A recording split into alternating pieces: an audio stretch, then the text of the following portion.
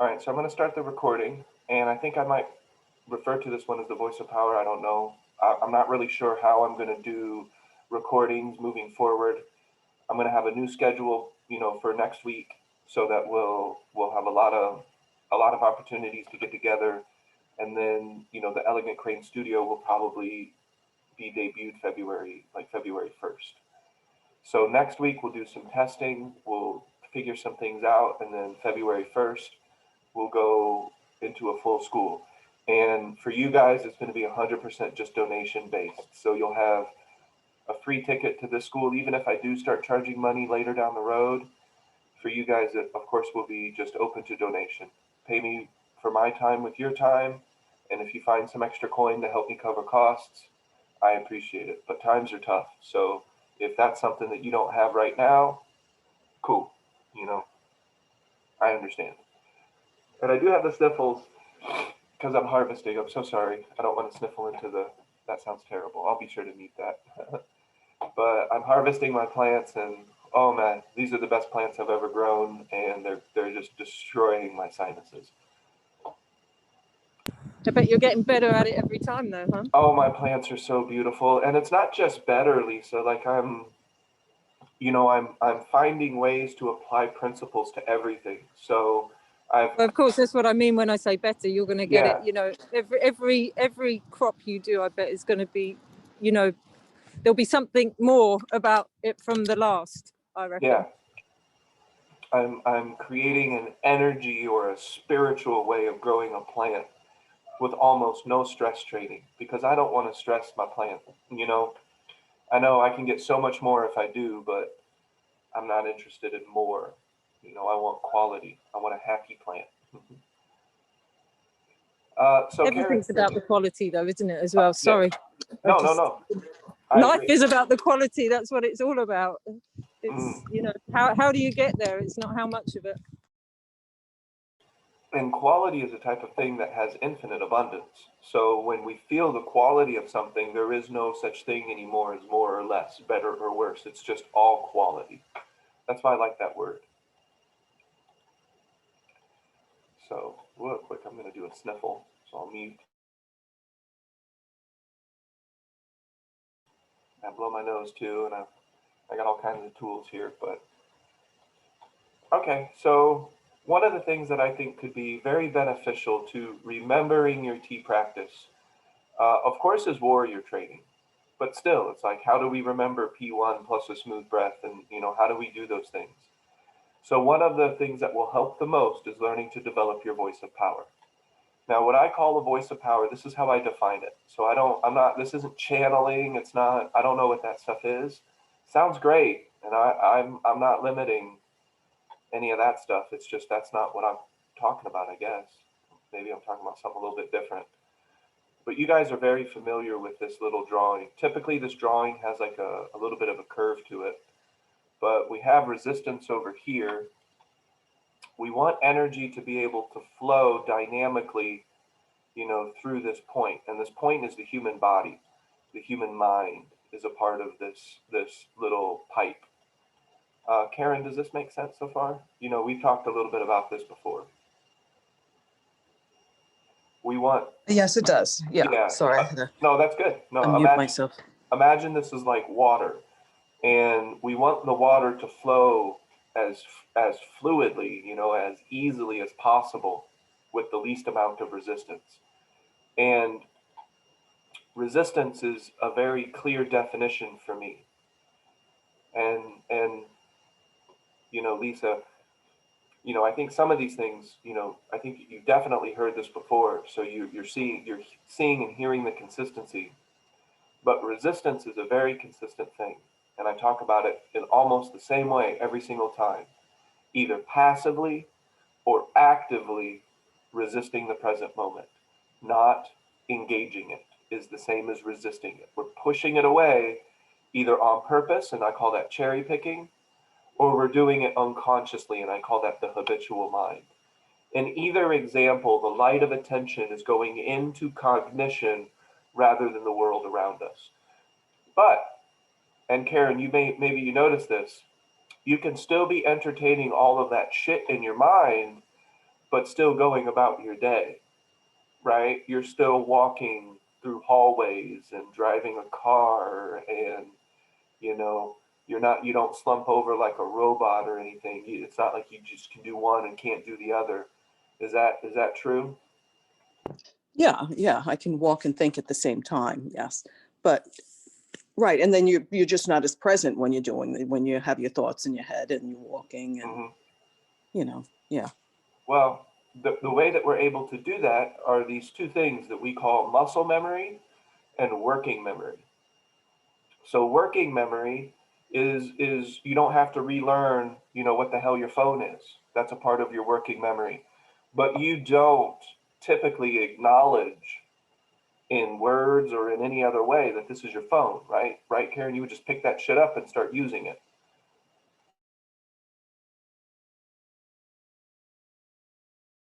And then if I dip my audio and video, that's because I need to wipe my nose and sneeze, and I don't want to burden you guys with those sounds.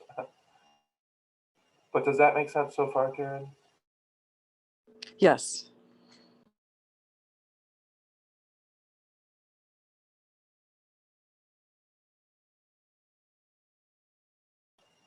Okay, so what we have here, and I'm using binary, Karen, because our minds are wired that way. That's how we understand stuff. It's just the way it is. So over here we have infinite. And I choose to put it on top, but it doesn't really matter much. It could be on top, it could be on bottom.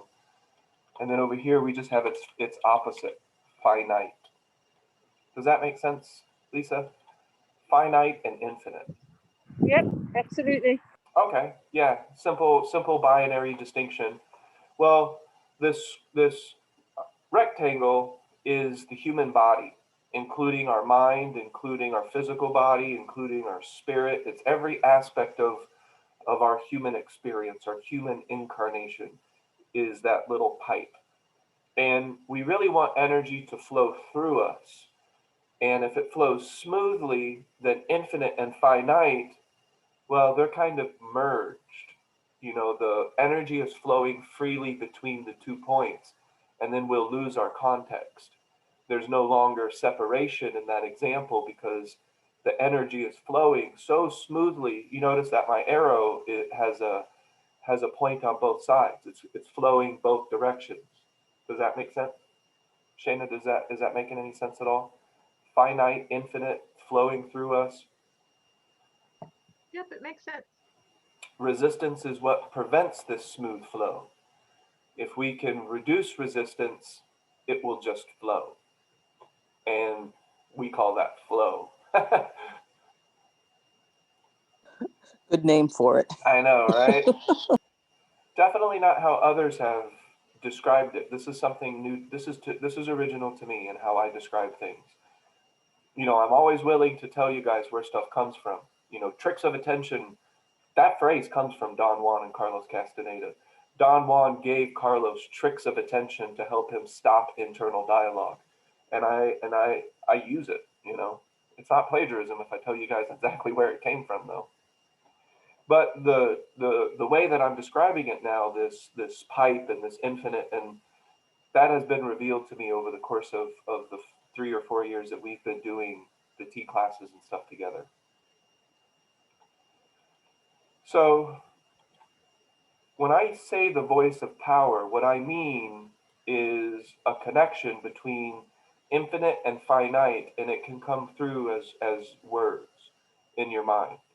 Now, key characteristics of the voice of power.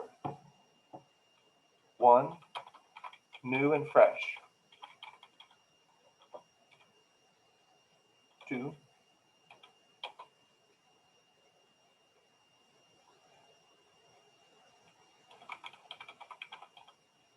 it's insightful.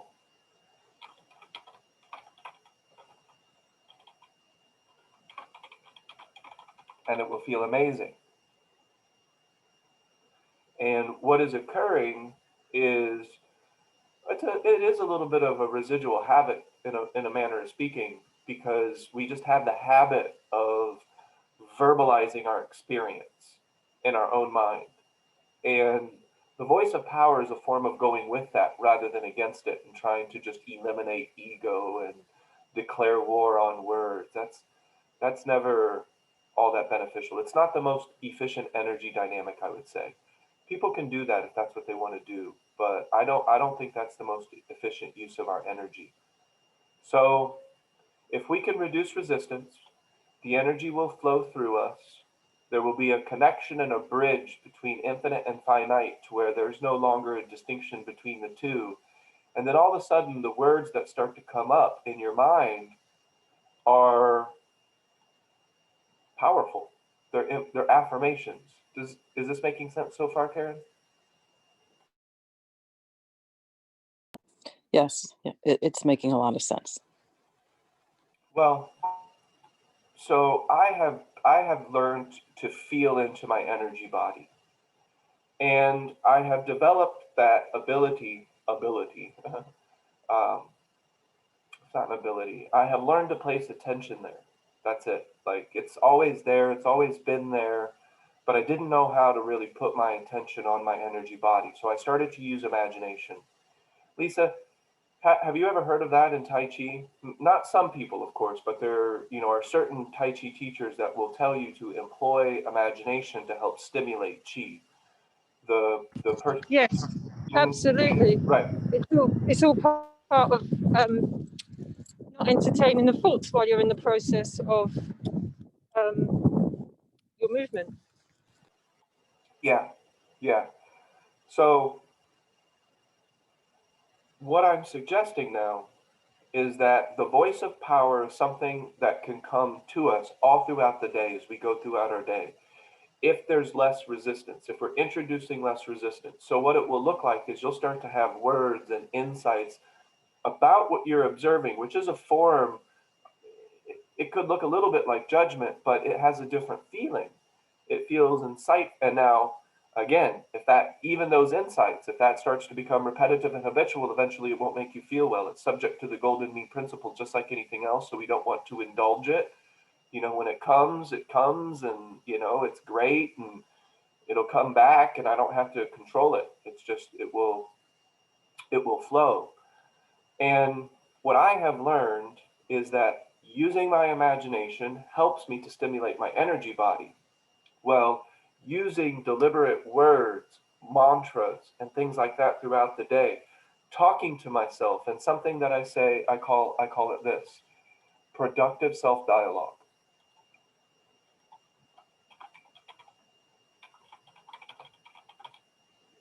And I don't spell dialogue very well typically.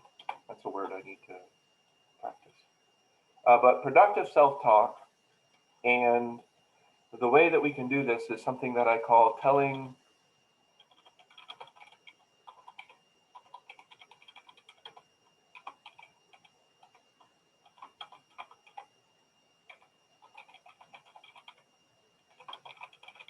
ourselves true things. Now I'm using the word true very lightly. Is that okay? I'm not using the word true in any absolute sense. But if Karen, you tell yourself you can do something and you really believe that, that's true to you, isn't it? It's not about me in this example. Telling yourself true things is about you. Do you see what I mean? Yes, I do. I understand what you're saying. So one of the things that would really benefit me throughout the day wasn't necessarily trying to hold tricks of attention. Okay, that's a part of it. That's definitely a huge aspect of this practice, is learning to maintain points. But and that's the reason I'm choosing to do the voice of power first, it's also really beneficial to use our own word cognition in a functional way. So that is still deliberate, isn't it, Karen? You're placing your mind on your voice, your internal voice, and you are deliberately saying something, maybe that you've even chosen at the beginning of the day. Like maybe you wake up and you don't feel all that good. You had too much ice cream like I do, or I did before bed, and you wake up and you feel kind of meh. Well, my mantra would be no big decisions today. I'm not gonna decide, which job to work. That's ironic. when I'm not feeling well. So my mantra, the thing that I'll remind myself, the true thing that will help activate my voice of power and remind myself of my tricks of attention, is talking to myself. That's how I did it with Tai Chi. I noticed that I was comparing, contrasting, trying to figure it out. Am I good enough? Is this right? And then I started to talk to myself in a different way. Just do. Know you. Know me. Just keep practicing. How does this make you feel right now? And then I'll do a little movement and how does this make you feel right now? And that's encouraging me to stay present, to keep doing my practice, but it's also using a voice that would be going to default if I wasn't going towards it actively and on purpose. Does that make sense?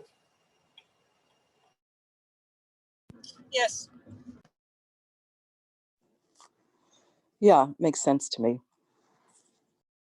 And this was, when we first started talking about tea, we did talk about these things. And so it's really important that we go back and we revisit it.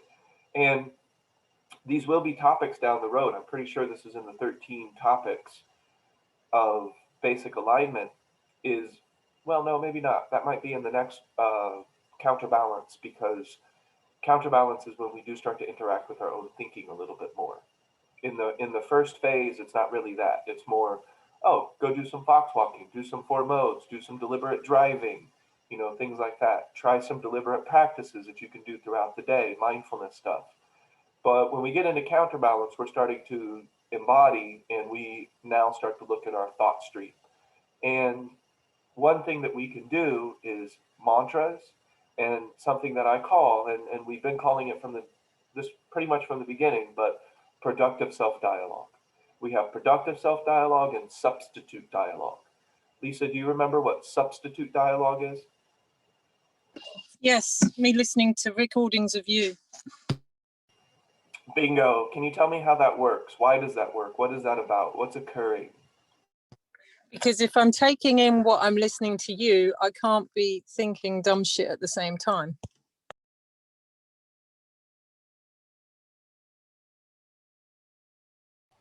Elegantly put, yes. I love it. So does that make sense? The substitute dialogue. Shana, does that make sense?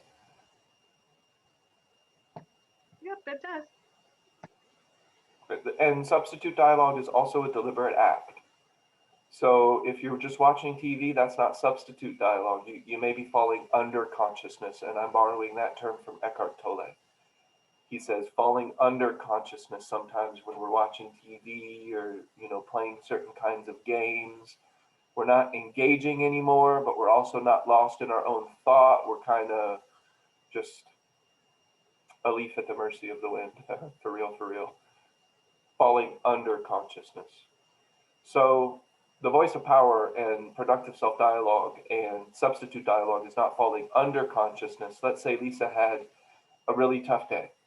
For whatever reason, she didn't remember much of her practice. She's remembering it now, obviously, because we're considering this. But, she just had a rough day. It just didn't work out the way she wanted to. The practice wasn't as elegant as it could have been or whatever. And now she's home and she's just like, okay, I'm going to put on some Alan Watts. I'm going to put on a good book. I'm going to put on some music with words. And I'm going to really pay attention to those words. That's the key. Now, if Lisa starts judging and thinking about what she's listening to, she could be getting into a little bit of a trap. So the key is to find, and Shana was doing this earlier with Anthony Robbins. That's the only thing that Anthony Robbins can be for me, is just a form of substitute dialogue. And I just don't really use substitute dialogue all that often. I really feel like that's more of an emergency technique, and very valuable though in the counterbalance stage. So Karen, does substitute dialogue make sense? That also helps to condition your voice of power, because now your unconscious habitual voice that you had no volition over is now starting to become a little bit more deliberate with substitute dialogue. Alan Watts or Eckhart Tolle or Deepak Chopra or whoever the heck people are listening to these days. Doesn't matter. As long as it captivates you and you really pay attention. You're paying attention on purpose. Also, it makes you feel better, which is the most important thing. You know, it does that in the beginning, that does really make a difference.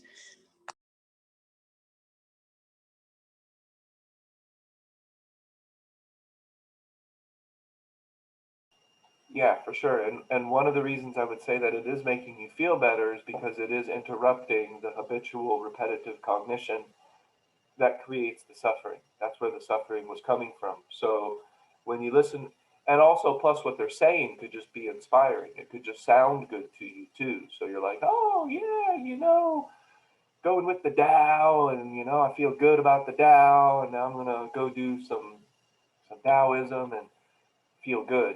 Yeah, you're interrupting what would have been repetitive, habitual streams of thought that is just a form of cognitive resistance.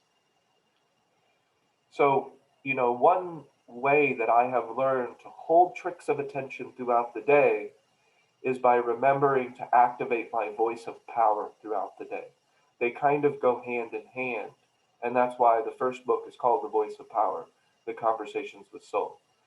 So there's a variety of ways that you can do this. You could do this with note cards. You could do this with, something on paper, or you can do it a little bit more dynamically.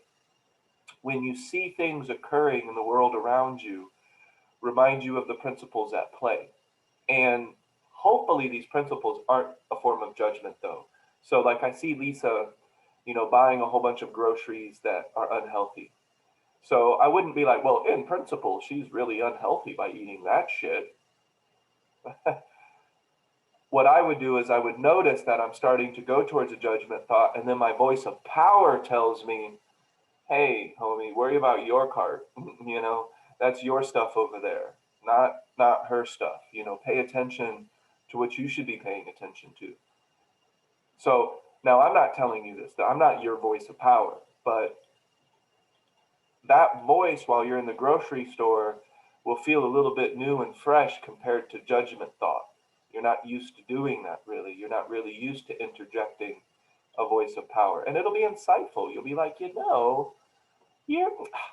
I don't need to judge Elisa's cart. I got my own cart in here with some Chips Ahoy cookies, Okay, I'm gonna just focus on what I'm doing and not gonna violate this perception of the hawk principle. And that will feel better because you're, just like Lisa said with the substitute dialogue, you're interrupting what would have formerly been repetitive habitual thought that led to behavior and actions and emotions that don't make you feel well. Does that make sense? Yep, it makes sense. So Karen, yes. Yes, it does make sense. And I like productive self-dialogue. I find I'm using that. And it stops me from saying things that, are trying to control pretty much. I have my daughter and she's a great person, but I could suggest many things, but I've learned that it's not productive. It's not productive for anybody. So I have, I back well, I say, she's smart enough, she can figure things out for herself, and what's right for her is going to be the right thing, and all that, so that it helps. It's very useful. I'll use your situation to a certain extent. I have a little bit of insight because we talked a little bit about your daughter and that situation. So I won't get into detail, of course, but what I would tell myself. Right, and everything's good now too. Everything. That's awesome. It's been, yeah. Oh yeah. So let's say that she is doing something though, and you're like, damn it, like don't do that. Right, that's what you want to say. That's the repetitive habitual trying to control cognition, isn't it? It comes in. Yeah. It's like, yeah. Don't do that. Yeah, okay. Do it my way. Right, do it my way. Do it the way I think I should, that you should do it, or, don't do it the way that I did it because, that shit sucked for me. So sometimes we just want to help prevent them from going and touching the same hot pan that we did. So my productive cognition would be principle based. And when I would see my son, or when I see people at work or something like that, and the behavior is less than inspiring, but I want to, help provide a lifeline for something different, something more elegant, I go to my principles. Shine your light brightly, make yourself available to answer questions, but you gotta shine your light brightly. Do that. Do that now. You see what I mean? So I would remind myself that she's doing something that it's like, and then so in some way I'm going to continue, and even if that means being silent, like you're saying, and then maybe I need to remind myself, like you were saying, that she has to maybe touch this hot pan, and I'm going to be there, and I'm not going to judge her, and I'm not going to blame her, and I'm not going to tell her I told you so. I'm just going to meet her there with love, and that's because I'm shining my light brightly and I'm ready to connect. And I can almost promise you that over time that will be felt and appreciated, and you know, that type of thing. Almost, I don't know. Sometimes folks get into strange forms of cognition where nothing you do is going to be, so we can't control other people. But 9 times out of 10, people are really going to appreciate that type of authentic interaction. So is that kind of an example, Karen, that you can relate to? Using the voice of power. It does. It does. Does that make sense, Lisa and Shana? And I can give examples recently of where I've had to do this. Yes, absolutely. I've experienced it myself. Mm-hmm. So the voice of power, I think, is amazing to reinforce principle. I think that's kind of a bottom line there. That's a good way to look at it. So, there's all kinds of things that could come up. How about, so somebody at work was saying something about me that wasn't true. What would be the typical response? What would be an unconscious, habitual, poor me trying to control response to that? Somebody is essentially lying. To confront them, probably. Okay. I could see that, yeah. Right, push back, deny it, say it's not true, Mm-hmm. Yeah, why are you talking to me? Defend Why are you yourself. talking about me to people Defend like myself. that? That kind of thing. Try to get people on your side. Like you try to, What about? And that's almost an expected response as well. Like if somebody comes and tells you that somebody has said something, like, which they do, people are like, oh, so-and-so saying this, and this about you. And it's like, if you do just like have no response to it, people are like, oh, well, why isn't she, it's, they find it different. Oh, that's for sure. And that's also kind of a whole other topic we could talk about too. And it is a good point though. Right. And another it's you talk about it, you tell everybody what's going on, you talk about it. This person's saying this, and this, and it's it's not true, and then you try to have people back you up. Yeah. And then maybe another thing that we do is we judge those people. We say, oh, well, this person told a lie, and they're a liar, and they're a terrible person, and they shouldn't have done this. And does that sound familiar too? The kind of like the thoughts going through our minds more than going into a judgment about the people that are talking about you and doing it. Yeah. And then that leads to the actions of talking to other people and attempting to defend ourselves. And then before you know it, we're just talking about it, blowing it up in our experience. It's getting bigger and bigger. And then we keep finding ourselves in similar situations. So that is definitely a closed feedback loop. And that's all about who's right and wrong as well. It's all self-importance, and that's it's another, all, oh, there you go. That's the word. Yeah. Oh, that made my heart sing. That is the word, Lisa. Yes, perfect. Actually, I think that's 2 words, but yes. Or it's a word hyphen, a word hyphen word. I don't know if that's still 1 word, but.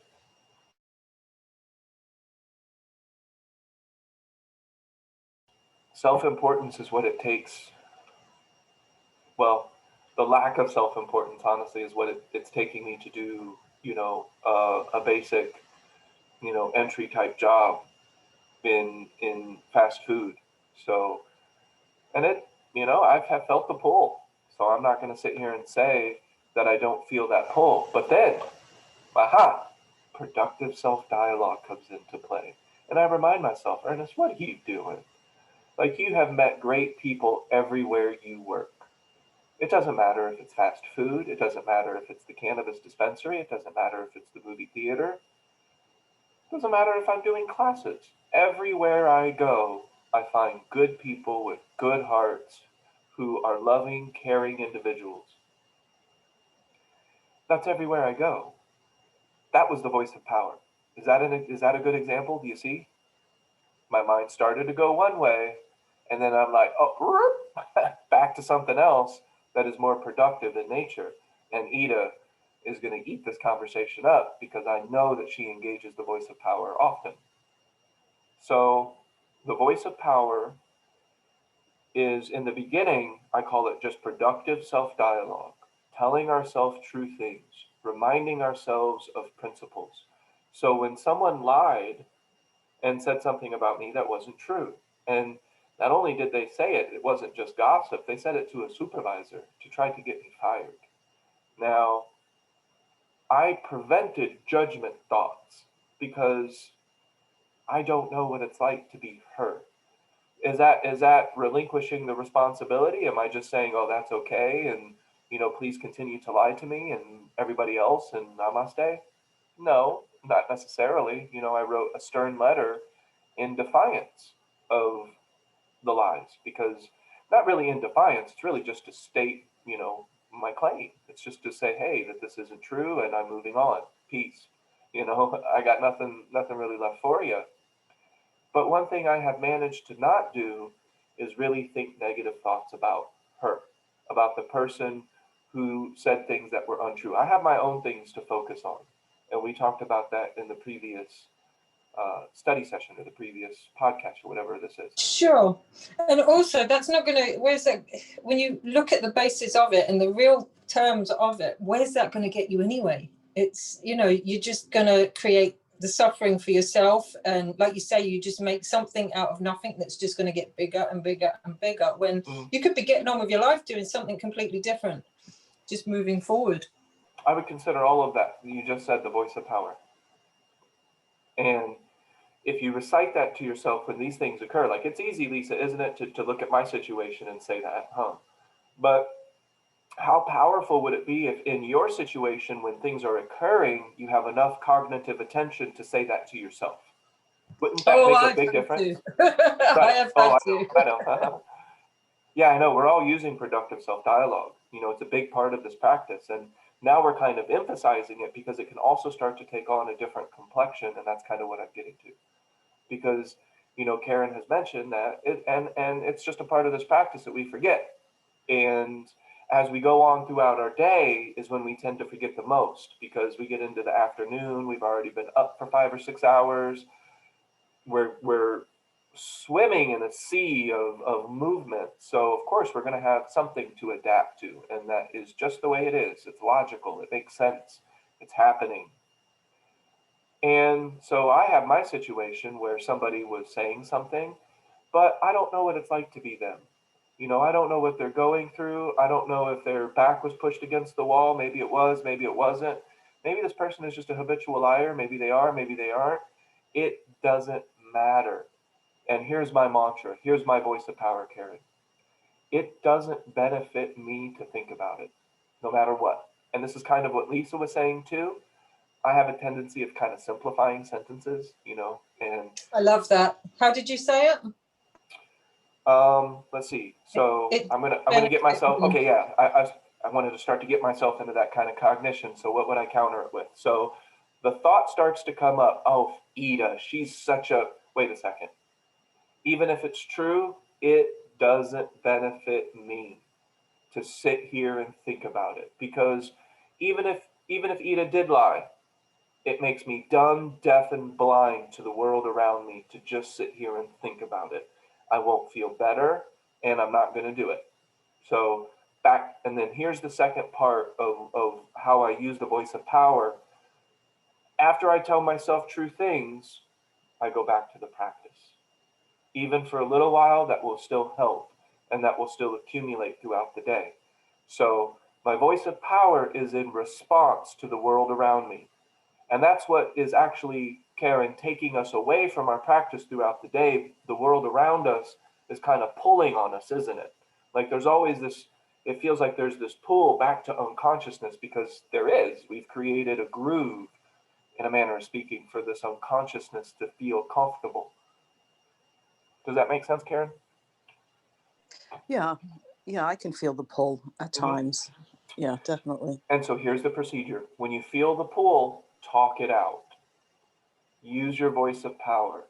And then after you have done that, so we're feeling the pull towards maybe defending ourselves in a way that's just completely unnecessary. So maybe Lisa doesn't even care. She hasn't asked. And I'm going to walk up to Lisa. I'm going to be like, do you know what Edith? Wait a second. Here I am. Where's my mind now? And I just don't want to talk this over with Lisa. She probably doesn't even care. So, okay, back to my practice. And I'm going to use this trick of attention. That really is like a rule of three, you know, and it can be a rule of three if you really feel the pull. But when we're kind of feeling the pull, that's the procedure. Recognize the pull because you're doing your practice, so I'm sure you're able to recognize this sooner and sooner. We recognize the pull, we go towards functional cognition on purpose, and we use that cognition to talk ourselves back to our peace, and then also to talk ourselves back to engagement. Does that make sense? Also, another thing that happens over a time of a bit of practice with that as well, in situations where people do approach you with that kind of cognition, is that you learn to, or you don't learn to, I don't know, in a subtle way, you tend to just change the subject somehow, or, you know, like inspired words come out of your mouth or something, and before you know it, that person doesn't even know that they were talking about that 5 minutes ago, because you're now on another subject. Aha! All right, so Lisa, you're wrapping this conversation up quickly, because then that's the final aspect of the voice of power. So there's two ways that I've talked about the voice of power. One, productive self-dialogue, and that makes sense to us, right? Because now I'm about to get all woo-woo on you. So that practical aspect of the voice of power makes sense, right? How we can use that in our practice. Karen, you can use that today. As you're going throughout your day, just tell yourself some principles. You're about to judge somebody, remind yourself of the principle of the hawk. You're about to think something that is absolutely true, but you've already thought it before. Just remind yourself that it doesn't serve you. Like, that's not going to benefit you, even if it is a true thought, accurate thought, right? And then use your voice of power to go back to the practice. Pay attention to the clouds, pay attention to the whatever you're paying. I really recommend your body. Here I am, I have a body. Let's put some attention on that while I'm walking. 4 modes practice, great to go back to. Deliberate driving, great to go back to. Those are excellent things. Deliberate housework, those are things to go back to. I know Shana would wish I do a little bit more of that practice, and I will. I have been. So here's the other aspect. Ida, does that all make sense? I'd like to, are you able to throw in your input there? Yeah, I didn't know there was class. I just came on it accidentally. Well, here you are, and we're just chatting it up. Yeah, okay. Yeah, it all makes sense, yep.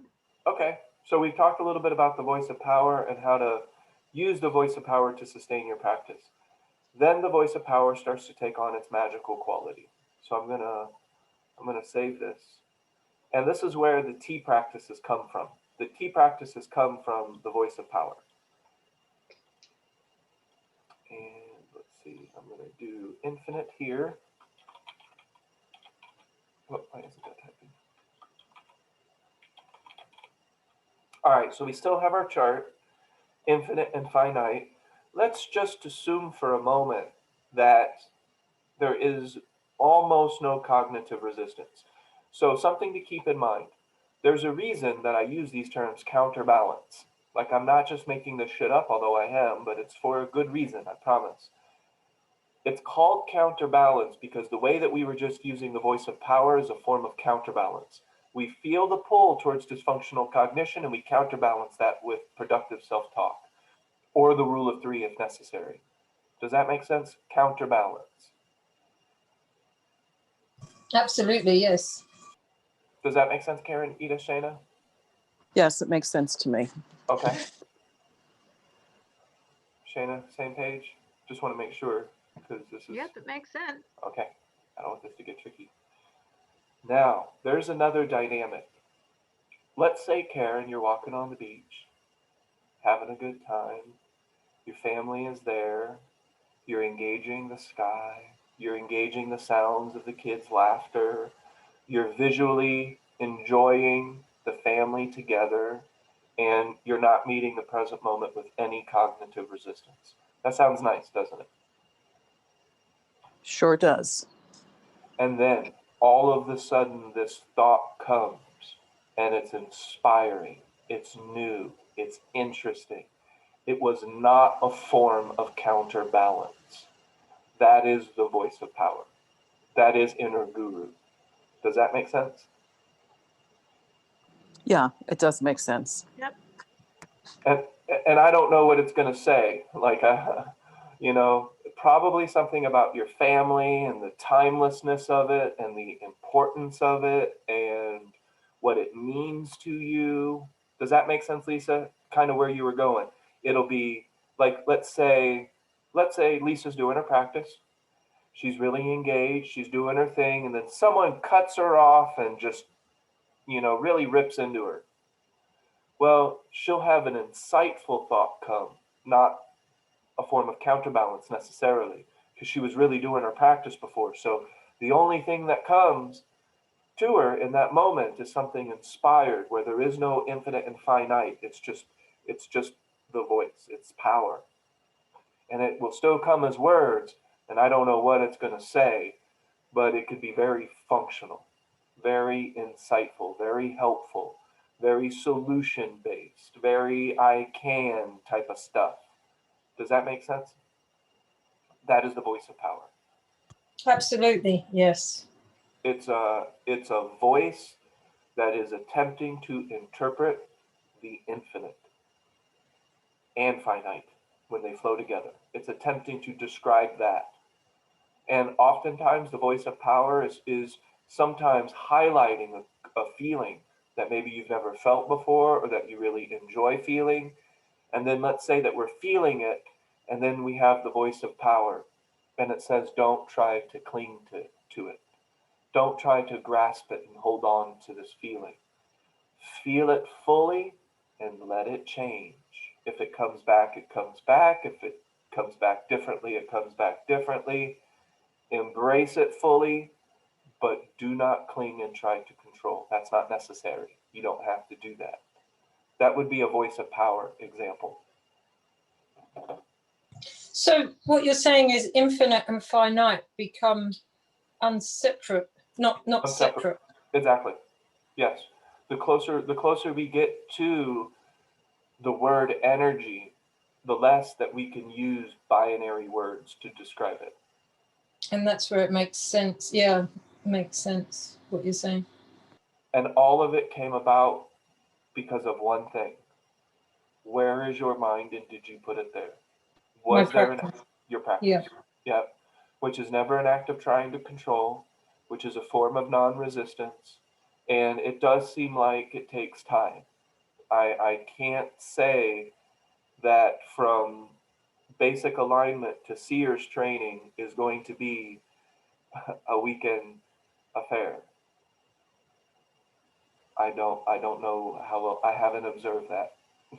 Well, I know for me it took time of practice. Yeah, but I mean, the practice, no matter how much you do it, it benefits you. So absolutely, just do it. It's, you know, the progression, whether it be slow or fast. It's. I mean, I can't remember how long it took for certain things, but again, it's, you know, how often am I practicing it? Yep. And this can also help you using the voice of power, using functional cognition, even if it has to be a mantra, that's okay too, a mantra. So, Karen, another thing, you know, because I really want to offer some tools that you can use to help remember throughout the day as the movement from the day, the pull towards our habits, they start to accumulate throughout the day. We wake up sometimes and it's like fresh, good to go. Six hours into our day and we have completely forgotten where we started. You know, we have completely forgotten our practice, and I get it. So we talked about using functional cognition to essentially, I don't want to say condition, but because conditions isn't the right word. We're helping to create the conditions for the voice of power. And I would still consider productive dialogue a type of voice of power. So another thing that we can do, and so that and if we look at that, Karen, that would be maybe a note card, maybe a piece of paper, or maybe you're just going over your principles throughout the day. You know, you get cut off, everything is not about me. That's a principle. You know, I don't have to focus on myself. Yes, that sucked. I really wish it wouldn't have happened, but yelling at the top of my lungs to somebody who can't hear me doesn't serve me. Back to my practice, Ernest. Pay attention to the world around you. Everything will be fine. That was all voice of power, productive self-dialogue, and it pointed back to the practice. And it can work for you, you know, the more that you do it, the more that you remember to do it, and it will still seem like you're talking to yourself. And that's okay for now. Now, another thing that could help, and I'm just going to throw this in here, and, you know, we're at the hour mark, so I'll take questions, and you know, I don't want to keep you guys all day. But another thing that you could do is the power object. So that's actually a part of my hydrostasy training. So whenever I am in a work environment, whenever I'm in one of those potential, sitting right here isn't it, okay? I'm pretty at peace at my desk. There's not a lot of whirlwind of the world around me right here, so I'm good. That's a lot like a yoga studio. That's not the world that's whirlwinding around you that you need to move and adapt to. That's the yoga studio. It's I don't want to use the word control, but it's a deliberate environment. They've created that environment to help you create the feeling, and it's good, it's fine, it's wonderful, but we're talking about two different environments. So when I go into an environment that I anticipate is going to be a whirlwind, and it's going to be things that I have to adapt to, I love having an object of power. So sometimes it's a bracelet, like this bracelet here. I don't see my Buddha guy. So I have a Buddha guy around here somewhere. But this bracelet is weighted, like it feels pretty, I can feel it on my wrist. Even the ones that are lighter, I can still feel, but I can really feel this bad boy. This is an object of power. When I feel the object of power, I tell myself the true thing about it. It's petty. Or this object of power is helping me to be present. I have leaf matter on me, I'm sorry. Yeah, I was harvesting, so I got little pieces of leaves and trim. But this becomes an object of power because it's like a order of operations. I feel it, or if I have it in my hand and I'm doing something with it, it's not a habit yet. So I could still use it. If it starts to become a habit, I need to switch the object or something, or pay attention to it in a new way. Here's one of the objects of power that I took to work the other day, and it might look familiar to Ida because it's I am Flow Ernie. And this one isn't as heavy. So when I take this object of power, it's to look at. And it's to appreciate my friend who made this by hand. You know, I get to think a fond thought about Ida, and then I get to look at the art and remember the grooviness of connection. You know, I think that's kind of what the picture implies there. And that's all good. I got Bobby calling me, but and that's an object of power. So the object of power helps me to remember the voice of power, which helps me remember to be present, which helps me to bridge the gap, Lisa, between infinite and finite, so that there's just a flow of energy between the 2 points. And then you're in a third thing, hydrostasy. Hydrostasy is that third thing. It's the sphere.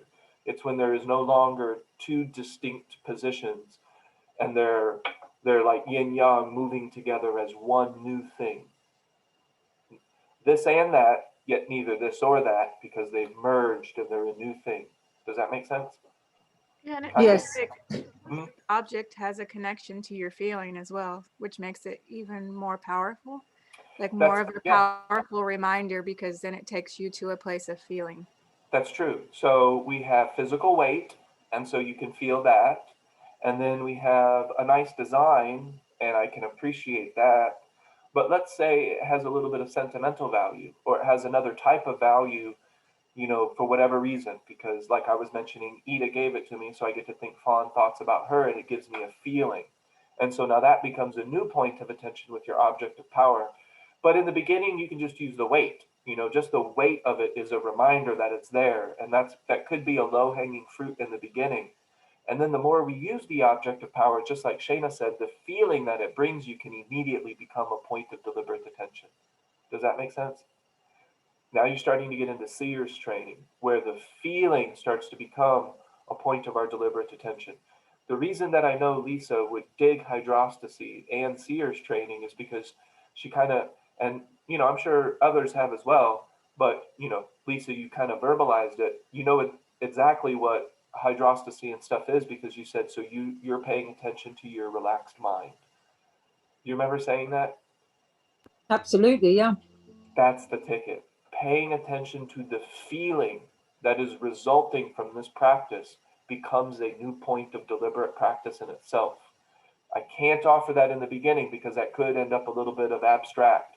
It could be, well, I'm paying attention to the isness of the now zenness of, whatever. Well, also, in the beginning, your mind is not continually relaxed anyway. So. Right. Exactly. Yeah, so we have an object of power, we have a voice of power. Sometimes you can use people around you if they're willing to participate. They can be a voice of power for you in that you can ask them to remind you and things like that.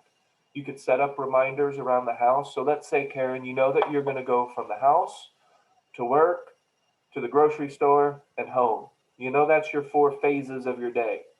Well, the day before, you could put a note in the car, and then you could put a note on the grocery bag, and then you could put a note on the door as you leave. And each one of those notes could, in a very friendly way, point back to the practice. These are all options. These are all things that we can do. What I don't recommend is just kind of, just expecting it or hoping, that you're going to remember. Because in the beginning, that's not very realistic. We have to remind ourselves in a manner of speaking. So the voice of power can do that with productive dialogue and object of power, having people remind you. I don't remember who it was, but I think it was Lauren, where I was mentioning to Lauren that you can put note cards. I think that's one of our first conversations. We talked about putting note cards around them. I did that. Remember, Shayna had to paint over "There is no spoon" on the wall because I even wrote it on the wall to remind me to be present because I understood I needed reminders, and that's okay. All that makes sense? Yes. It makes. Oh, I'm sorry.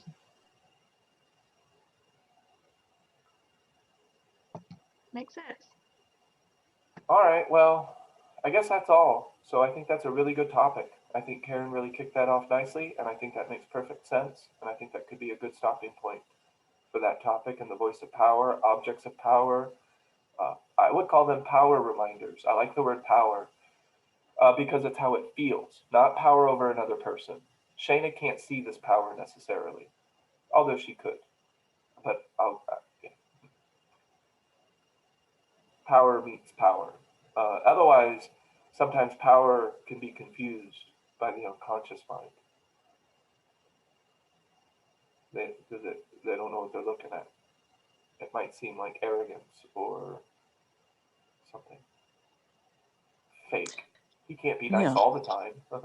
Yeah. Yeah, it was very helpful. I have some nice reminders and things to do today. So that's great. Thank you. And so, with the school in mind, I would like to mention that, and this is, Ida can probably testify to this to a certain point, though, deliberate practices also become beneficial when you're doing more formal deliberate practice. Excuse me, everything is deliberate. Formal practice. So there are ways to take a formal practice and help that, create the reminder throughout the day. And class is a formal practice. You coming and taking the time to be here right now. And if you do it as often as you can, right, Ida? Because sometimes we can't make class, and that's just the way it is. We can't make the study sessions. It's just the way it is. We're not going to leak power over that. But when we come to all the ones that we can, I get personal power by hosting, and you get personal power by attending. It really is a deliberate practice, or excuse me, a formal practice. It's more formal. Was today just an impromptu? No, because normally I would have done the podcast at 6:15. So Oh, I that's just what it did was. this. Yeah, I did this at Okay. 6:15. But later today, I'm going to have the whole schedule for the rest of the week, and we're going to start to build on some stuff, and I want to get some ideas. So here's an idea, and then you guys can send me feedback.